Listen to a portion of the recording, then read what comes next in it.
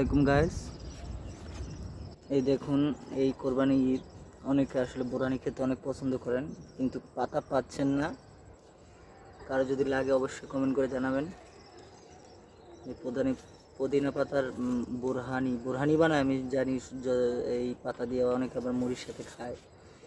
তো যাদের লাগবে অবশ্যই কমেন্ট করে জানাবেন। এই যে বস্তায় লাগাইছি, অসংখ্য পুদিনা পাতা আমার কাছে আছে। যাদের লাগে তারা আপনারা কমেন্ট করে জানাবেন। এই যে দেখেন, পুদিনা গাছে পুদিনা পাতা, ঠিক আছে, প্রচুর পাতা আছে, প্রচুর পাতা, কিন্তু আমি আসলে খাই না। আমার ইচ্ছা আছে আর কি, বোরানি বানাবো। এই যে এখানে আছে অসংখ্য পুদিনা পাতা আছে, যা মনে করেন যাদের লাগে, যারা খান, বোরানি খেতে পছন্দ করেন, পাতা কিনে এনে খান, যাদের লাগে অবশ্যই কমেন্ট করে জানাবেন, আমি দিয়ে দেবো। বস্তা ভরা আপনার। এই যে থাই সুপের গোড়াও কতগুলো লাগাইছি, এটা হচ্ছে থাই সুপ পাতা। এই যে পুদিনা গাছের পাতা অভাব নাকি।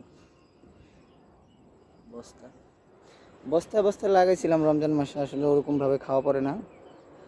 তাই কী করব, আসলে এগুলো একটু হইলে মানে একটু মাটিতে লাগাইলে অনেক হয়। আপনি ঠাইলা ভেঙে লাগাইলেও হয়।